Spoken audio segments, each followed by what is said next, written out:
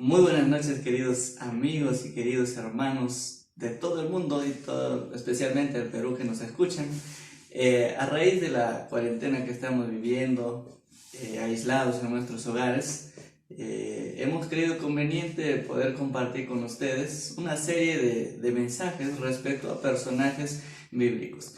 Esta noche, para iniciar, vamos a hablar un poco de la historia de Jonás. Sé que ustedes conocen la historia, pero quizás hay algunos datos que puedan sernos útiles, que puedan contribuir a nuestro conocimiento y a la vez puedan reforzar nuestra espiritualidad.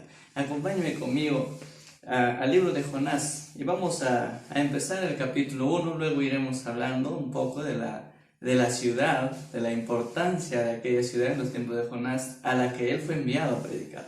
Leamos conmigo el capítulo 1, versículo 1 del libro de Jonás. Dice así: vino palabra de Jehová, a Jonás, hijo de Amitai, diciendo: levántate y ve a Nínive, aquella gran ciudad, y pregona contra ella, porque ha subido su maldad delante de mí. En los tiempos de los profetas, Dios tenía su pueblo, y para poder comunicarle a ellos sus mensajes, usaba a los profetas. Y no solamente los usaba para poder compartir el mensaje con su pueblo, sino también para dar amonestación a otras ciudades que formaban parte de alguna forma de la historia del pueblo de Israel.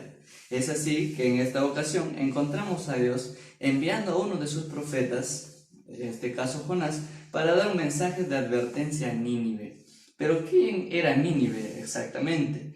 Nínive, según la historia, fue creada o fue fundada después, acto seguido, después de la destrucción, o mejor dicho, de la paralización de la obra de la Torre de Babel. Después de que Dios confundió los idiomas y de que la Torre de Babel paró, más adelante nada más se fundó la ciudad de Nínive. Nimrod fue uno de los principales fundadores de Nínive. Nínive era la capital del reino sirio, y también Nínive era un centro de adoración a muchos dioses. Se adoraba especialmente a los dioses de la guerra, pero uno de sus dioses principales, se llamaba Ishtar. Ishtar era la diosa de la fertilidad. De ahí podemos deducir que pues el libertinaje era algo común dentro de ese reino. Más adelante vamos a hablar un poquito más de cómo la Biblia describe a Nínive. Ahora hablemos de Jonás. Jonás, como ya leímos en la Biblia, hijo de Amitai. El nombre Jonás hebreo significa paloma, y esta palabra también es usada en el original hebreo Yonah, es usada también en Cantares por la ternura que representa, ¿no? Jonás, como ya mencionamos, uno de los profetas del Señor, fue enviado a pregonar a Nínive. Muchas veces nosotros juzgamos desde nuestro punto de vista al poder leer la Biblia y decimos, bueno, ¿no? Dios le dio una orden a Jonás y él debería simplemente cumplirlo. Pero a veces no nos ponemos en el lugar de Jonás. Si nosotros descubrimos la historia e investigamos la historia, vamos a darnos cuenta que lo terrible que era Nínive asustaría a cualquiera. Ahora te imaginas una ciudad enorme, una enorme ciudad, porque la Biblia dice que para poder rodear toda la ciudad bastarían 3 días, ¿te imaginas? Ahora, aparte que era una gran ciudad, ya dijimos, adoraban a dioses de la guerra, precisamente porque se caracterizaban por ser los más terribles saqueadores que había. Invadían ciudades, invadían reinos y se deleitaban en hacer sufrir a sus prisioneros. Ellos no tenían piedad de nada, ¿no? Y por ese mismo hecho de que eran saqueadores, tenían una ciudad llena de riquezas. No tenían compasión, prácticamente no tenían un Dios de amor, tenían un Dios de guerra, como ya lo mencionamos. Ahora te imaginas a Jonás tener que acatar la orden de Dios para ir a predicar a una ciudad de guerreros, de matones que se divertían en la maldad. No era sencillo.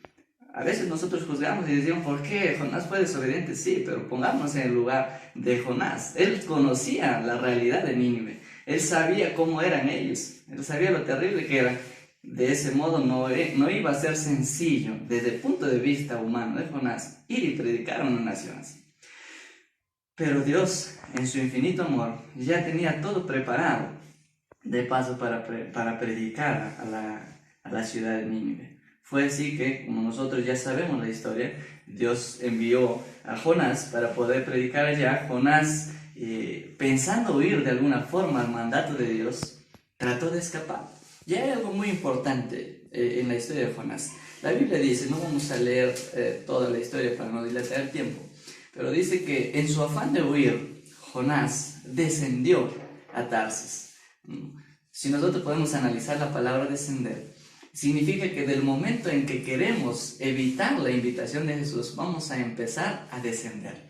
La Biblia dice, Jonás descendió a Tarsis. Y de Tarsis descendió porque bajó hasta un barco. En el barco bajó hasta las cámaras. Siguió bajando en su afán de escapar de Dios. Y ya cuando estaban en el mar y vino la gran tormenta y cada uno clamaba a su Dios, echaron suertes, cayó sobre Jonás. Jonás siguió bajando porque fue lanzado hacia el mar por petición del mismo, consciente de que había desobedecido a Dios. Y en el mar bajó hasta lo profundo del pez, hasta el estómago del pez que lo tragó. Amigo querido, cada vez que nosotros recibamos una invitación de Dios y tratamos de evitarlo, el evitarlo puede ser producto tal vez de nuestro temor, de conocer la realidad en que vivimos.